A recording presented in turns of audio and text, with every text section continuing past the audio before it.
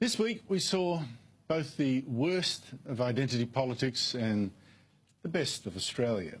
But first to the worst.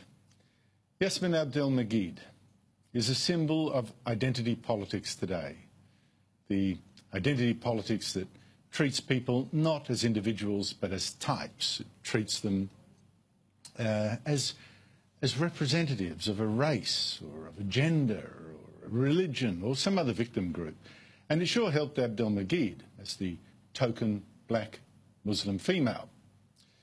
She's only 26, yet the Gillard government and this Turnbull government have appointed her to various bodies, like the Council for Australian-Arabic Relations.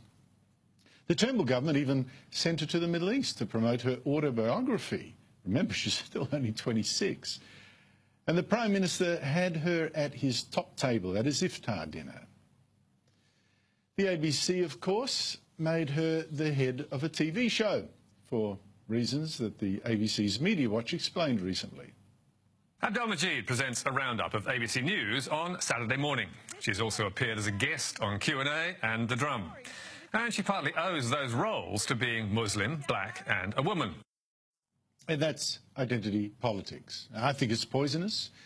It's like racism. It treats people differently simply on the grounds of their race. And it's increasingly dividing Australia.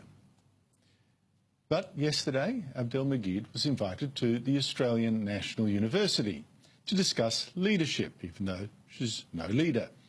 And she joined a panel of professors and department heads, even though she herself is no academic. Again, identity politics. Would she have been invited had she not been a black Muslim woman, the woman in her trademark turban? But let me get to what Yassmin Abdel-Magied said yesterday. Again, it was a serving of the identity politics dividing us. She complained that our politicians did not look like her, and so our democracy was wrong. The traditional parliamentary system, I mean, look at the photo of the House of Representatives. It does not represent anyone, and even it doesn't represent me, and doesn't represent the people that I know. And I get incredibly frustrated by this idea of we just need to tell them that they've got it wrong. In fact, Abdel-Magied completely misunderstands the meaning of represent. She believes that when a politician represents someone, they must actually look like them. And that's simply false. My local member is a woman.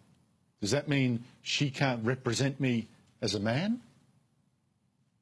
But even if you do believe in identity politics, fact is, Parliament does already look like a lot of people, whether they are white or Chinese or Aboriginal, whether they're women or Muslim or Christians or Jews or whatever.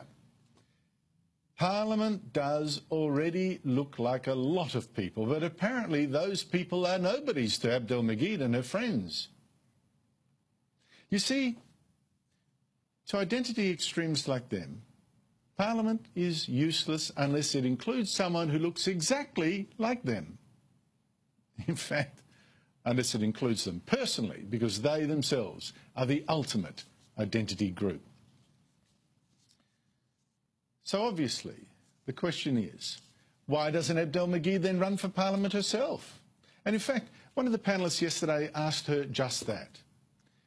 Here's her response: pure victim politics. You know how to get to office? I have to go through pre-selection, which works really well, and I have to go through all these other systems which, for women and for people of colour, are actually biased. By the way, this biased system she complains about, it's in fact showered her with jobs and sponsorships and platforms and appointments.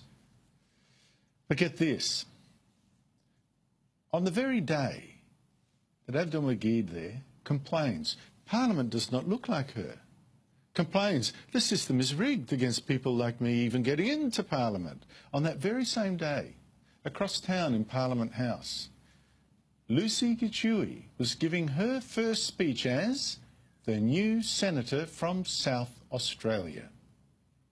Today, I, Mr. Muligoge Chohe, humbly stand before you as the first black African-born senator in the history of Australia. I am deeply honored to be given the privilege of serving the people of Australia as a senator. To all Australians, I say thank you. It is with this sentiment that I honor those who came before me, faithfully leading Australia to build the outstanding nation we see today. Kachui wasn't complaining that Australia's racist, the Parliament represents no one.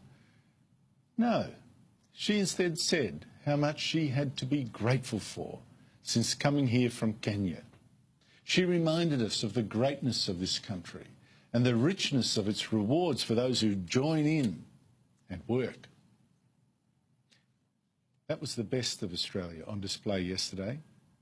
The identity politics of Yassmin Abdel-Magied, that was the worst.